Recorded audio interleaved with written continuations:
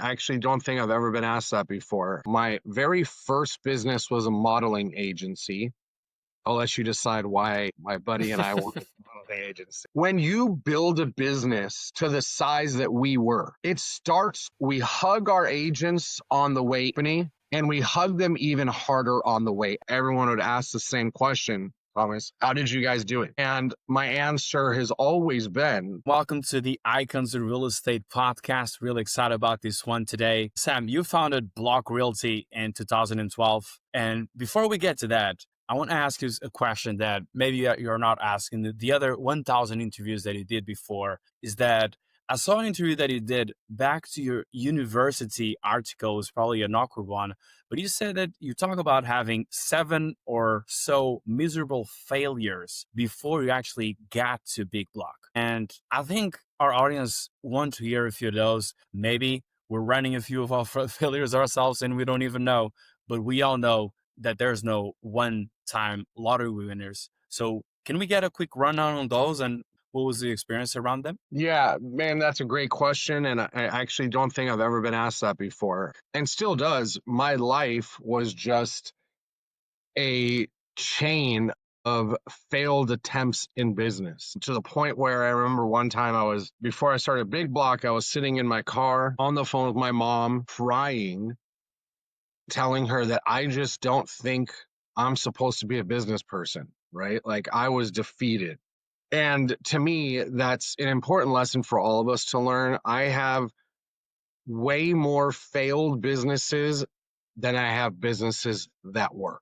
And today, I have a large portfolio of many different businesses, and still the amount of failed businesses outweigh the ones that have won.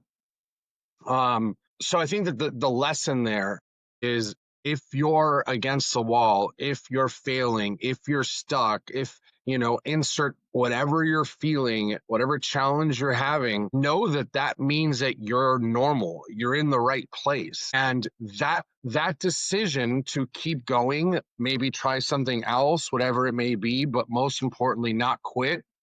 You have to remind yourself that that's where your competition stops. That's where the rest of the world stops and folds in and just goes and gets a regular job and all those things. So for me, I mean, it was everything from my very first business was a modeling agency. I'll let you decide why my buddy and I work at the modeling agency. To an online casino, a clothing company, online furniture retailer, the list goes on, but just You're really trying all the industries there. I just wanted to make it happen. So there was a lot of failure, but in each one of them I learned something, and each one of those failures taught me something, and those are all now the accumulated effect of how I approach new businesses. Yes, Sam, failures, they humanize ourselves, and even, someone like you having brought up a big ass brokerage and running billions also failed. And I think we can give a very clear comparison to also like a real estate agent career, that there's these moments that you might think of giving up, or you might think of like starting on a new niche. Or real estate is probably not the first career as well, right? It's the second, the third, the fourth, the fifth. I've heard all the stories. So thank you for being open and sharing your failures as well, because failures they're a part of our path to winning, right? They're certainly going to happen. So don't allow them to be what gets you to stop. Exactly. Awesome. Well, you didn't stop there. You didn't stop at the casino or at the models. I hope you made some good friends there. But, Big Block Realty was named one of the fast growing brokerages in America, 3 years in a row. We all know the name, Big Block Realty is not a strange foe. But what do you think made it resonate so strongly with agents that propelled that growth to you? That's a great question. The obvious answer that I think a lot of people associate our success with was our comp plan. We were driving a flat fee, 100% commission model. But in my seat, knowing what it was that really made us win, I always say that the comp plan was just what got people to pay attention. It's not what made it work. It's not what made it grow. So at the very top of the list, there's really two things that I think helped us get to where we are. One is straight pig-headed determination and execution, meaning we were relentless with our outreach, our prospecting. In the beginning, early years, I had a sales floor of 10 to 12 telemarketers in-house, just dialing the phone and setting up appointments with agents. So we did all the hard things, like all the stuff that most people ignore. We worked really, really hard, and we made the calls, and we took the approach, the unconventional approach that a lot of brokerages weren't taking at the time. So one was our outreach, right? We just nonstop calling. Two is I really believe that every business, doesn't matter what industry you're in, you have to deliver a wow experience to your customers if you want to win big. And I always said to our team that our job is to deliver a Ritz-Carlton experience, but on a target budget. And if we can do a really good job of fostering an environment that helps agents feel like, one, they're the customer, they're our customer, and we really, every decision we make is based off of putting our agents and their best interest first, and then back that up with a relentless commitment to white glove service all the way throughout the business. That became our culture. That became our brand. That's what we were ultimately known for. And the nice thing about leaning into that level of service is all of a sudden your customers, so for us, our agents, they turned into our brand advocates. They started referring their friends and their family members to join the company. And that was with no downline revenue like we have at other companies. It was just they were proud of the place they were at, and they wanted to tell people about it. So I think that those two things were really at the top of the list. Now, I would be remiss if I didn't say, as we landed on the Inc. 500 list all those years and all the interviews that happened, everyone would ask the same question: Thomas, how did you guys do it? How? Like, what was it? And my answer has always been, we are where we are because of the coaches that we've hired and the masterminds we've put ourselves in. Because I'm a big believer that success starts and ends with the environment you put yourself in. So, I didn't go to college. Funny enough, you saw that article from CSUSM, the college. I was there for one semester, but my business partner graduated went through. I say that saying, well, while all my other friends were in college, I was getting a untraditional education, which was being in seminars, hiring coaches, being in masterminds. And that I really still to this day believe that is a big factor as to how we're able to look at business differently and do our best to stay ahead of the curve while also growing and, remaining profitable and all the things that matter when you're building a business. Nice. And knowing the hustle as well, right? So it's really on I've went to university myself, but I didn't learn the hustle there. And there's Yeah. people that they come out of university thinking like, oh, I have everything that I need to be successful in life, and that couldn't be further away from the truth. But yeah, I'm glad he did that one semester, and they still put you up there on their success stories.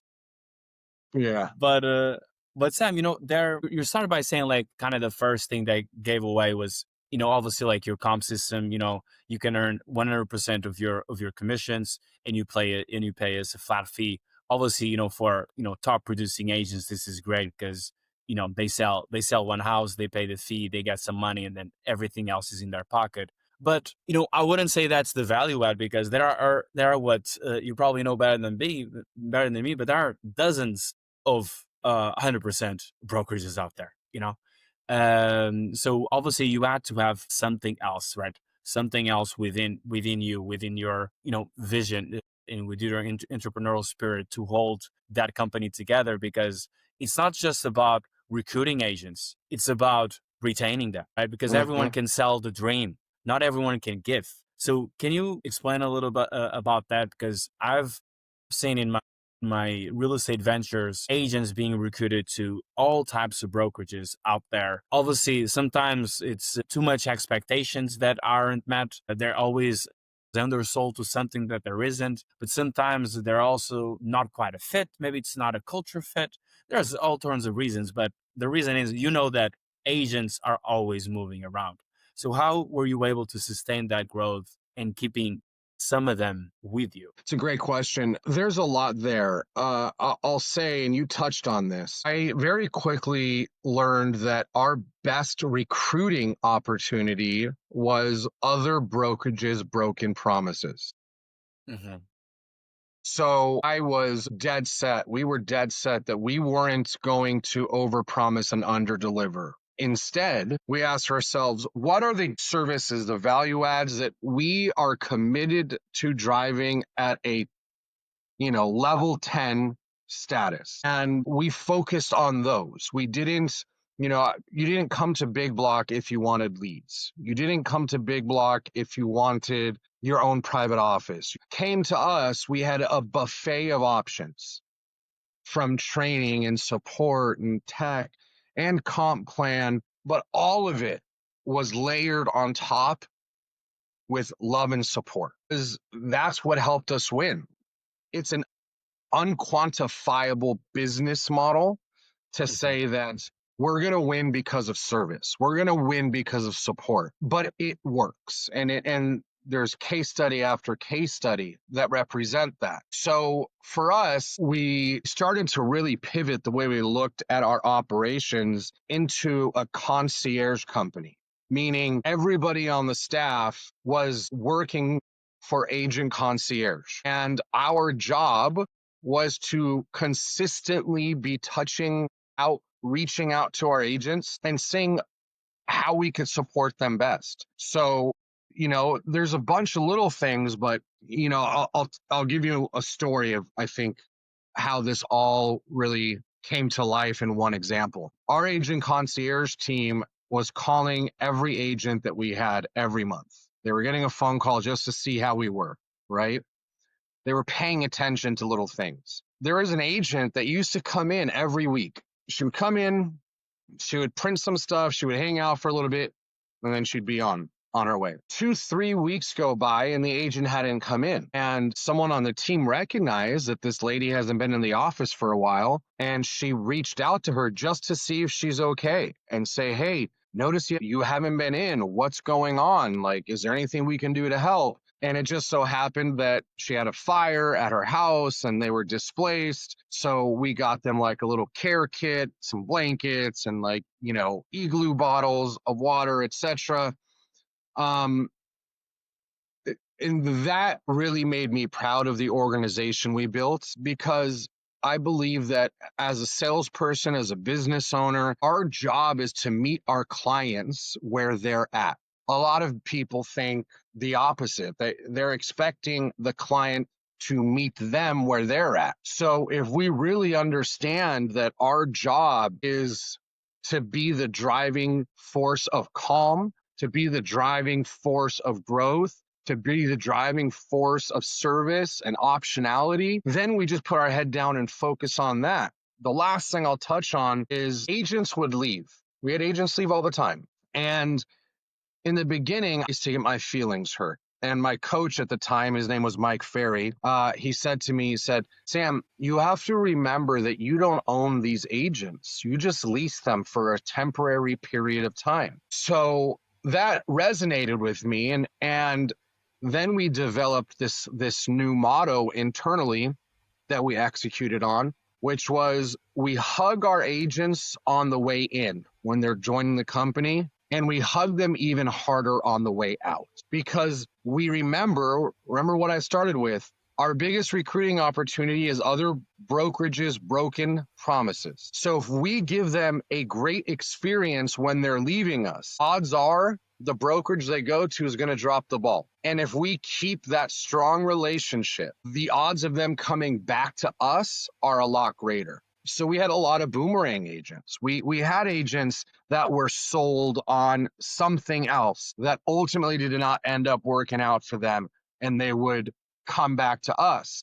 Where if we treated them like jerks, like I see a lot of brokerages do, when they leave the place that they went to, there's no chance they're coming back to you. Right? They'll go anywhere else except for the place that treated them like a jerk on the way out. So a big part of our long-term retention was calculating that the agents we leave have a 70% chance of coming back. And I mean, having that vision, long-term vision to even predict, it's might as well like sustain the relationship and continue to invest in relationship because you still believe that they will come back. And I think that's what, made them come back. I think this happens in any other brokerage out there.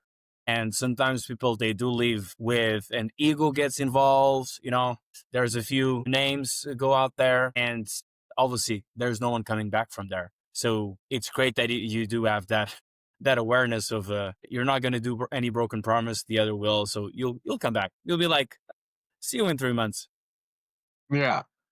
We'll keep your seat warm for you. Exactly. I'll see you at the annual party. But yeah, Sam, and I mean, what you were building, and of course, like you were having, full control of it. I love the story where you could actually you're telling that story. It looked like your brokerage had like 7 agents that, someone remembered like, oh, Samantha didn't come in today. Let's check if she's okay. And she wasn't, but it wasn't 7 agents. It was, thousands of them. And recently, we'll say we're recording this in September, 2025. So the end of 2025.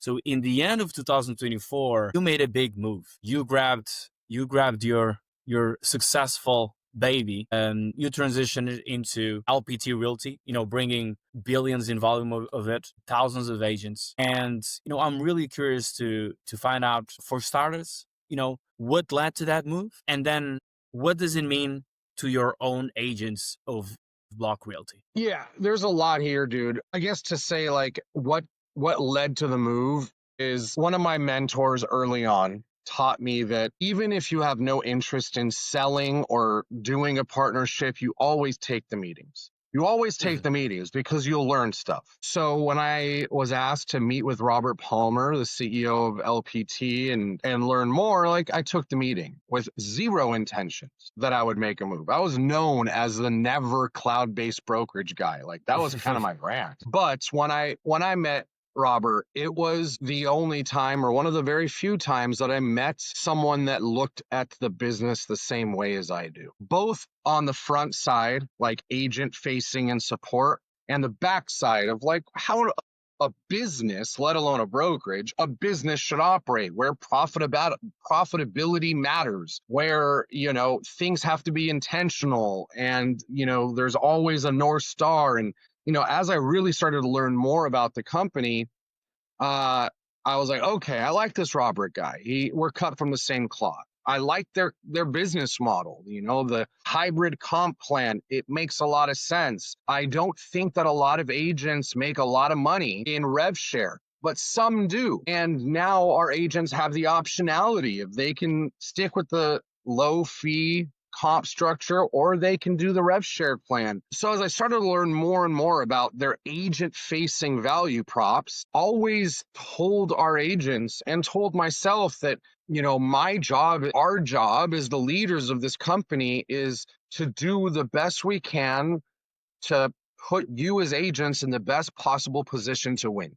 So as I started to learn everything that LPT offered, like what kept ringing in my head was if I didn't do this deal, it would be irresponsible of me. It wouldn't be fair, right? Because this is a better move for them. But what would get in the way of that is my ego. It's the idea of killing my baby. It's all these things. And none of that is true. Like Big Block is still alive. We went from being a brokerage to a team, but now we run on the rails of a company that's national and in Canada and opening up other countries. And that leads me to the other side of the equation, which is when you build a business to the size that we were, it starts to suck cash and create problems, right? And I found myself in the last few years of being an independent brokerage like not loving the things that I had to deal with at the size that we were at. From compliance to E&O and everything in between, it became heavy. It wasn't fun anymore. So looking at our ability to bolt on to LPT, keep our brand identity alive, give our agents more optionality, I realized that, man, this move actually takes me back to the things that I enjoy, which is growing and supporting agents. And when I really looked at that with the ego put aside, with the emotions put aside, and just looked at it with intelligence and purpose, the only thing that would have stopped me would be myself, would be my commitment to like doing it on my own. So, that's the Reader's Digest version of why we did it. But here's what I think is the most important. I now there for, let's say, 9 months. I haven't been this happy since the early ages of Big Block, right? Like I wake up every day inspired to do what I love to do. I don't have to worry about the weight of the back end. Now I have a national platform where, as a broker, we were in California. If we wanted to open up Nevada, like that was just a big lift. There's so much that comes along with opening up new cities, let alone even new states. And that's been very, very exciting. Our organization now, 9 months in, is more than 3 times the size it was pre-LPT. And that's because like I'm able to work with agents and brokers and team leaders from all over the country. I've been coaching and consulting brokerages and teams for many years. And I've tried to do deals with them in the past, and it never worked at the way Big Block was structured. Now, a lot of those teams and brokerages have come over to LPT, and now they're my business partner. And it's been in the world that when I'm in real estate, because I have multiple different businesses and different verticals, but when I'm in real estate, the level of enjoyment and the excitement of opportunity is something I haven't felt in a very, very long time. And that's a big part of who you are and the business that you do, right?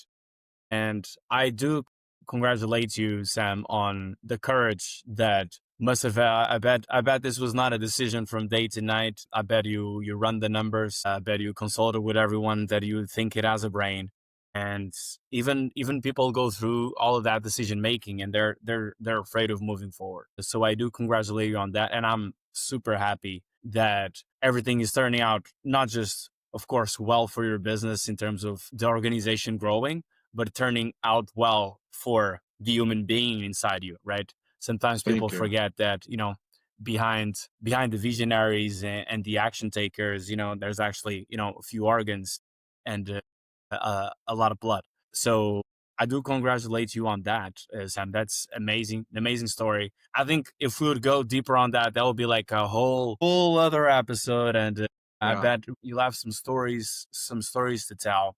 I do want to ask you one thing that got me curious on balancing two skill set that you seem to have. Okay, and I'm asking this for myself as the audience is going to love this question, but how can you balance being both, like a visionary entrepreneur as you are, that you said is yourself, working in multiple industries, but on the industries that you're working, you're able to have like a certain expertise that it's not just enough, but even better than the ones that only are working on that industry. So you balance that visionary entrepreneurial spirit and also the operation side, right? We all know that you left that operation side 9 months ago to have a little bit more fun with the coaching and vision. But how, and obviously in your other ventures, how can you balance both having vision, but then be worried about the fulfillment of that vision in the operations day to day? It's a great question. Really good question. So I believe it it boils down as the leader of a company. I believe my job is to be useful, not to do everything. Why do I say that? In all the businesses I own, I'm not on the org chart of any of those businesses. I don't have a job in any business that I own. I have my business partner who is the COO. He's, the operations manager of all things that we do.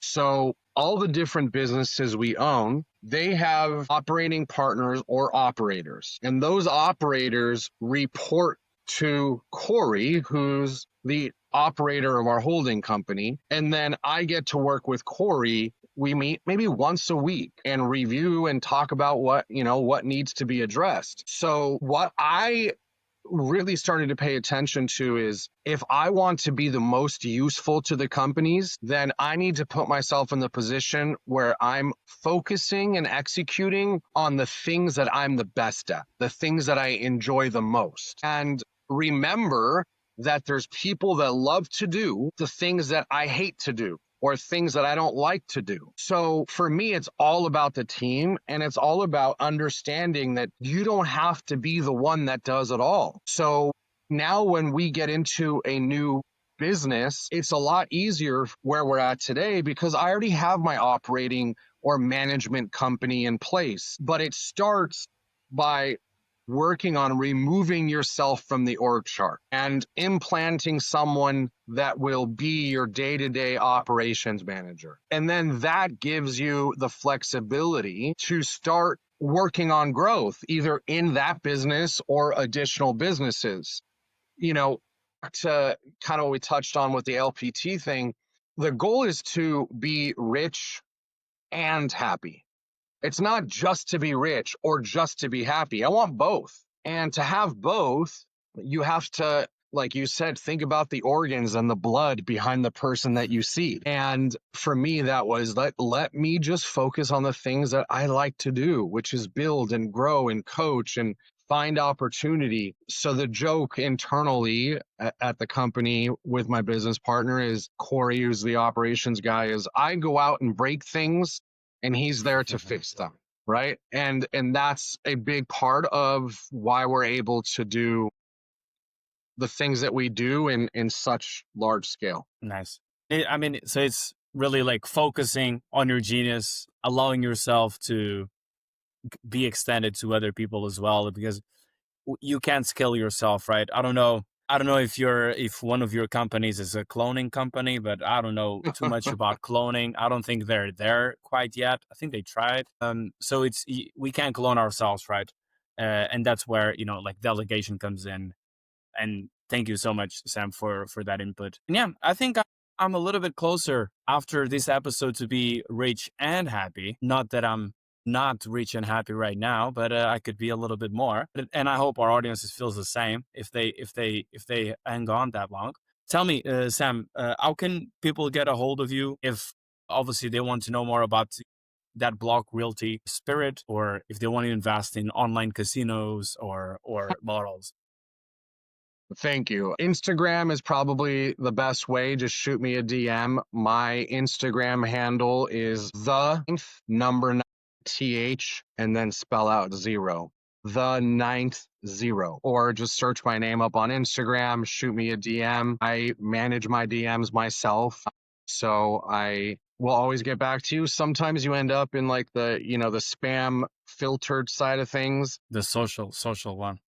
Yeah, so shoot me a DM, and I'd love to chat and support any way I can. And if there's any way that I can add some value to anyone's life, I'd be honored to do so. Awesome. Thank you so much, Sam, for coming. I wish you the best. And as for the audience, I'll see you guys next week. Thank you so much. Loved what you heard? Subscribe, leave a review, and share it with your fellow agents. It helps more agents find the show and tells us what you want more of.